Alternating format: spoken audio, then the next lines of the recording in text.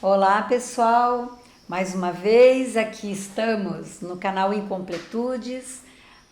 Hoje nós estamos também experimentando inverter os papéis. Eu vou entrevistar a professora Silvia, esta pessoinha dinâmica, inovadora, cheia de vontade. E para quem não escutou, né, de outras apresentações, a Silvia tem uma trajetória muito forte, né, na educação, principalmente com foco na infância.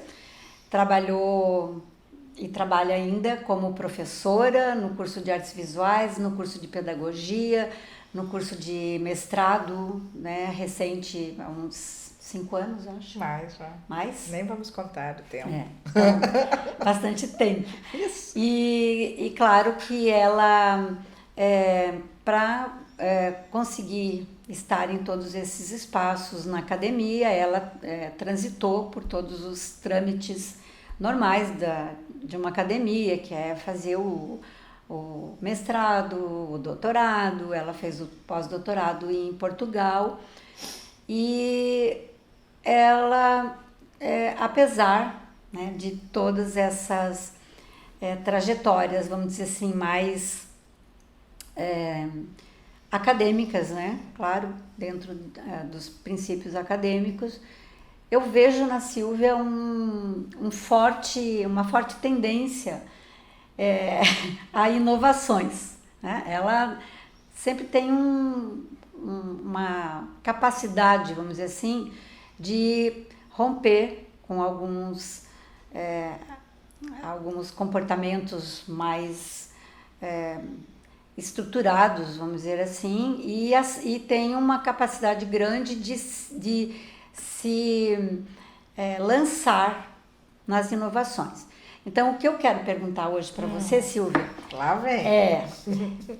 Quais são os desafios e qual seria talvez uma receitinha para quem queira transitar, né, por essas inovações, mesmo dentro de um meio acadêmico que é bem mais fechado, né?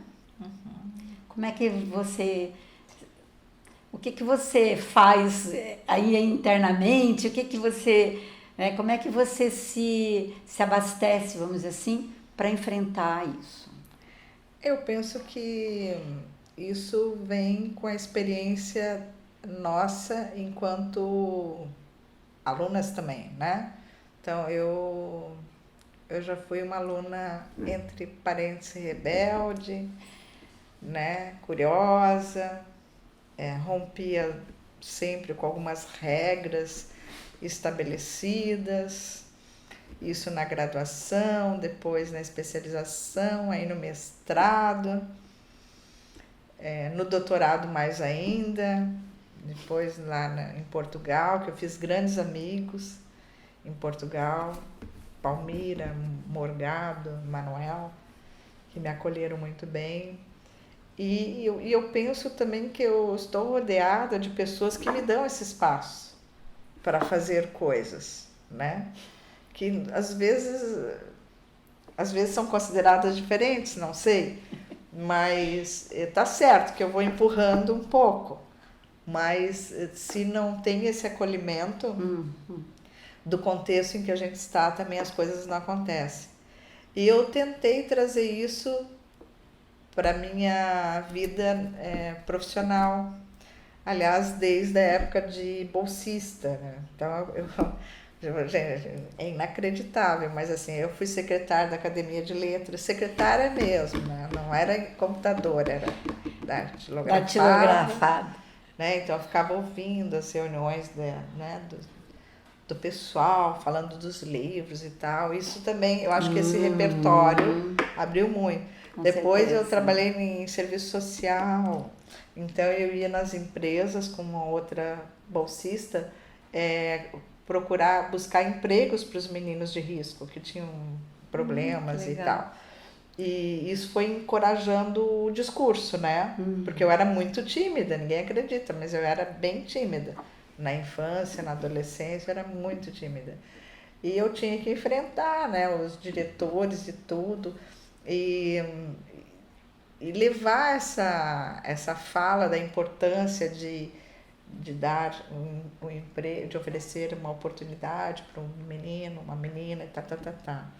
E depois, entre outros, eu estou citando um pouquinho mais assim, eu trabalhei no educandário com crianças de, acho que de 5 a 18 anos, porque 18 anos eles saem. Eu estava, acho que no segundo ano do curso de artes, na época, educação artística, Sim. e eu tinha que dar aula de artes. Eu não tinha aprendido ainda como dar aula de artes para aqueles meninos. Eu lembro que o primeiro dia voou um tijolo, assim, eles estavam no pátio brincando, eu só me abaixei, voou um tijolo. E foi incrível, porque não tinha aprendido ainda, não tinha leitura sobre isso, e aí eu fui aprendendo com os meninos, assim, a gente foi inventando. Acho que a invenção é uma coisa forte. Experimentando Inventando, ouvindo, escutando o outro.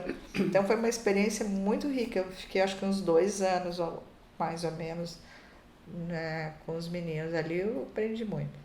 E não posso deixar de dizer o aprendizado na rede estadual, que eu trabalhei com a educação infantil, educação básica por mais ou menos 18 anos. É bastante tempo. Muito tempo. E assim, quem passa pela rede pública, que, né, não tem material, às vezes não tem uma sala ambiente, uma carga horária muito reduzida, ali você tem que mobilizar o teu processo de criação. Ali você tem que achar alternativas de que o teu tempo ali com aquelas crianças, com aqueles adolescentes, tenha um significado, né? Que eles saiam da aula dizendo assim, poxa, eu não vou ser artista, mas assim, essa aula mexeu comigo. Eu sempre conto uma história engraçada. Eu tô lá no Shopping Miller, tô passando assim por um lugar e um rapaz tão bonito, de olhos azuis, me olhando. Ele estava atendendo lá uma loja de chaves. E eu falei, será que eu tô com essa bola toda, né? Eu já tô coroa, até um menino, será? Fiquei olhando. Aí ele me chamou, eu falei, o negócio tá feio mesmo, Tá espero bom, que o marido não saiba. Aí cheguei, ele falou assim, professora Silvia, você continua louca? Daí quando ele falou professora, eu me aliviei, né? Então não é nada. Não. Aí, sim, você foi meu aluno? Sim, professora, eu sou, né? Fulano de tal. Eu fui seu aluno na 5ª e na 6ª série, no Presidente Médici. Falei, nossa, prof, você era muito louca. Eu nem perguntei por quê. Daí eu falei assim... Só aceitou. Você continua louca? Aí eu disse assim, muito mais do que era. Ele fez assim, nossa!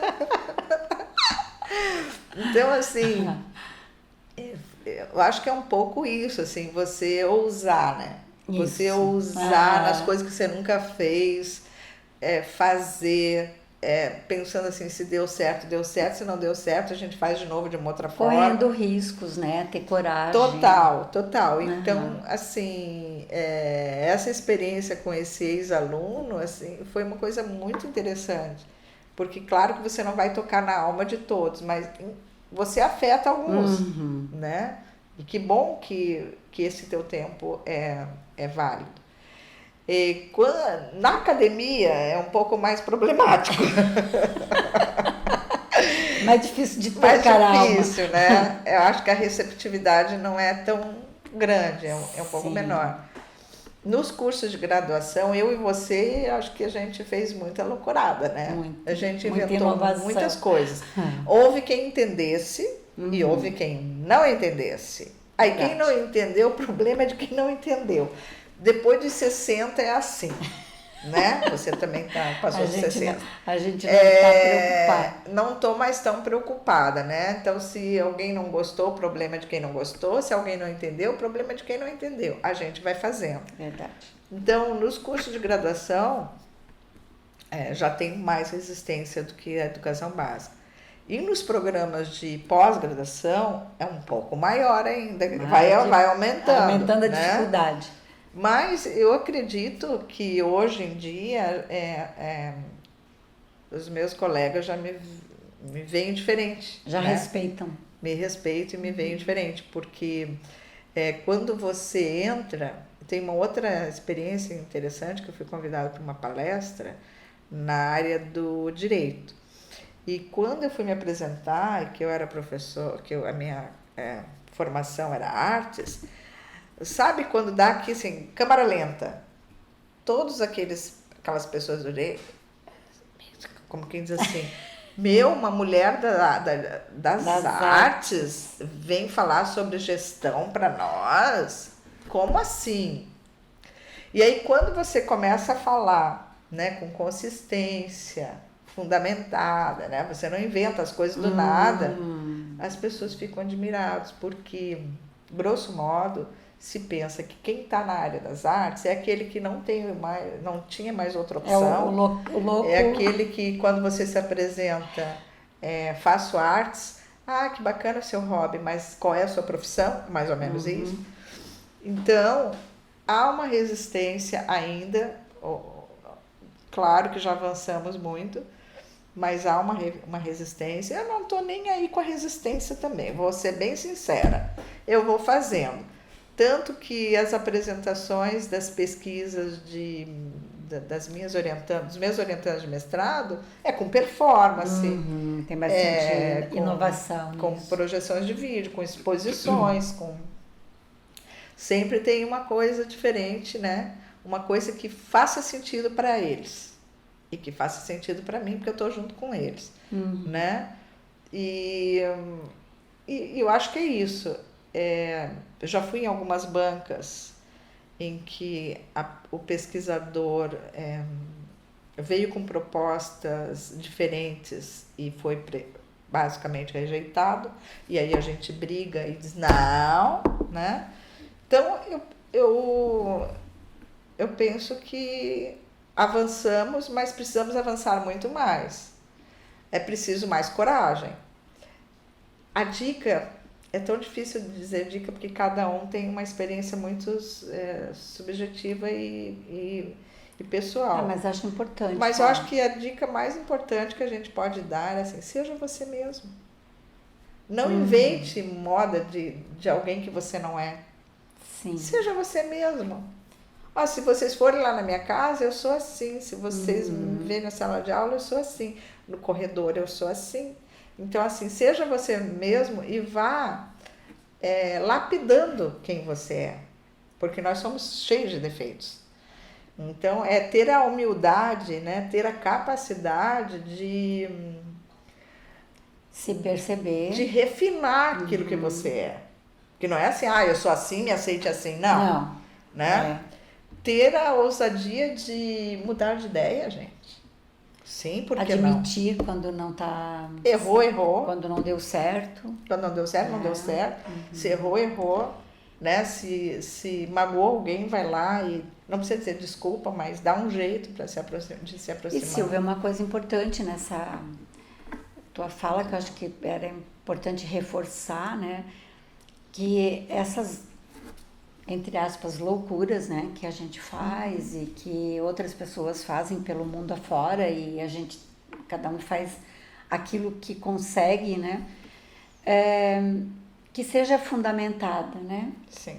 Que a gente esteja sempre buscando, vamos dizer, autores, filósofos, pessoas que possam estar sustentando essas ditas loucuras, né? Porque aí, se nós estamos bem fundamentados, nós também temos como nos defender na hora dos argumentos, né? Temos argumentos, né? Na hora em que formos cobrados. Nós da educação, se quisermos fazer um trabalho significativo e se quisermos afetar o outro, a gente precisa estudar. Muito, ralar muito, estudar muito, escrever muito, buscar muito, participar o máximo possível de eventos científicos, ler, porque você tem razão. Não basta simplesmente fazer, ou porque deu vontade, ou porque está só experimentando. Você tem que estar de braço dado com alguém, com um autor, com outros professores, com os alunos, né? Então, você falou da filosofia. Eu sou apaixonada pela filosofia. Eu sou uma autodidata. Eu não tenho formação em filosofia. Eu até tenho uma especialização em estética, que é um ramo, né, da filosofia. Mas eu sempre digo, e às vezes não sou entendida, mas não tem problema, continuo dizendo, que a educação sem a filosofia perde todo o seu sentido. É verdade.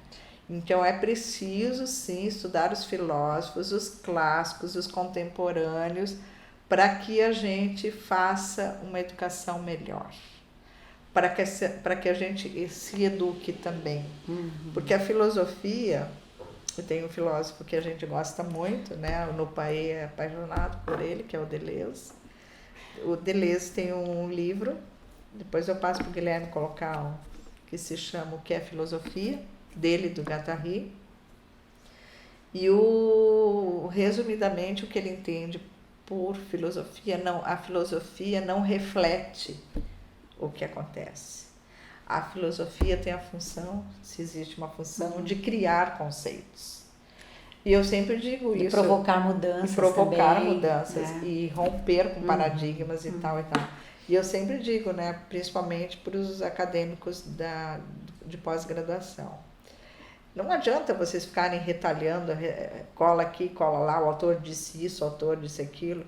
Vocês precisam usar esses autores para criar os seus próprios conceitos, para socializar as suas ideias. Porque se for só para emendar um autor com outro, eu vou ler o autor, então. Vou lá direto no autor. Né?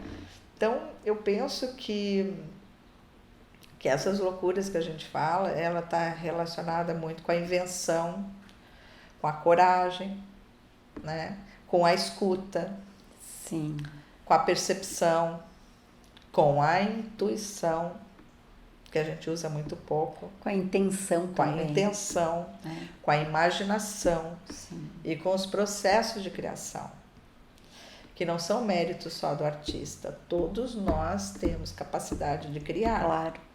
Alguns desenvolvem mais, outros menos, outros... Mas todos podemos crescer nessa área, né? Todos. Abrir as portas, né, desses conteúdos que são inerentes ao ser humano, né? Sim. E deixar fluir, claro, fazendo isso que a Silvia falou, né? Se abastecendo com leitores conceituados, com escritores conceituados, né? Filósofos, pessoas que vão nos dar um direcionamento. E o que eu achei interessante também na tua fala inicial é que a vida, de certa forma, ela conspira com o ser que somos, para que a gente se abasteça, a palavra não está vindo, se alimente de experiências, vivências que vão nos dar mais adiante o start para fazer as mudanças, né? A gente convive há quanto tempo, eu não sabia dessas tuas experiências legais aí. Poxa, contei para o público. Adorei. Tem outras, mas essas só é algumas não dá para contar. Não. Adorei, porque eu acho que é isso aí. Então, nada é em vão. A gente tem que seguir um pouco esse curso da vida, deixar ele acontecer. E mais que isso, quando estiver em qualquer função, mesmo que não seja aquela a escolhida, né, que a gente usufrua daquilo o máximo possível e aprenda com ela. paixão, né? Eu sempre digo assim... Aprender, eu acho que o termo é querer aprender. Fazer pesquisa e fazer educação é preciso ter paixão, até rimou. Sim. Né? Se eu tô envolvida numa pesquisa que eu não tô apaixonada, ela pode ser bonitinha, dentro das normas e tudo, mas não. Né? Eu preciso... E a profissão também. Você tem que ter paixão pela tua profissão. E paixão pelo aprendizado. Para aprender. E aprender, uma coisa importante que me ocorreu agora, que eu acho que também faz muita diferença, assim, eu sou uma catadora de outros autores de outras áreas. Então, um tempo atrás, eu descobri um autor que é psiquiatra, filósofo, e não sei mais o que é o Mauro Maldonato, um italiano. E que eu lendo o livro dele, eu coube direitinho para uma aula X lá. Como? Mas o cara não é da educação. E daí? Ele me alimenta em coisas da educação. Então, é preciso ler outras áreas, outros autores. Esse era um autor para mim totalmente desconhecido, que agora não é mais. É preciso fazer essa relação com as nossas áreas, essa articulação, esses atravessamentos. E é preciso ler poesia. Verdade. É preciso Nossa. arte na nossa vida. Aham. Eu sempre pergunto assim, quando estou na graduação, na pós-graduação, vocês gostam de poesia? Eles nem sabem o que responder. Há quanto tempo vocês não leem poesia? Tem gente que nunca leu poesia, nem na educação básica. E tá, o que vocês leem além do que é solicitado? E ler com prazer. Sim. Né? Não é assim ler por ler. É ler com prazer. É ler para o ser, né? Não ser, para você ser um ser melhor, cada vez melhor. Então isso é importante, é aquilo que você falou, é alimentar a alma. Eu falo alma, né? Espírito, alma. Alimentar. E aí, quanto mais você se alimenta, mais você tem a doar. Sim. Mais você tem a receber. Porque teu olhar vai ser diferente. A tua escuta também. Então, isso é muito importante. Independente da profissão que você vai escolher ou que já escolheu, independente do financeiro, do econômico, do seja lá o que for, né? É preciso. E aí, de novo, a questão. O que nós, na educação, estamos fazendo, ou de que forma a gente está mobilizando esse gosto, essa paixão pela leitura e pela leitura na arte. Pela arte pela também, arte. Né? Essa é uma questão que eu estou sempre me perguntando. E eu estou sempre me policiando também no sentido de fazer isso. Não só falar que é importante que os outros façam, mas fazer também. Sim, fazer no dia a dia. Fazer no dia a dia, oportunizar experiência estética com os alunos, né? Experiência sensível. Mas pelo que eu soube de umas aulas aí, tava todo mundo oriçado, porque a professora Silvia no mestrado arrasou com os filmes, com os... eu trago. Né, os filmes bem picantes, por sinal. Com as atividades diferenciadas, né, trazendo outras pessoas. Isso. E valorizando, né, também outros profissionais da área que possam também estar oportunizando diferentes experiências estéticas, porque assim, não são todas as pessoas que vão ter uma experiência estética com uma atividade de pintura, mas elas podem ter uma grande experiência estética com um filme, com uma leitura de uma poesia, né? Então eu acho que essa percepção também, né, de quanto a gente precisa também prestar atenção e trazer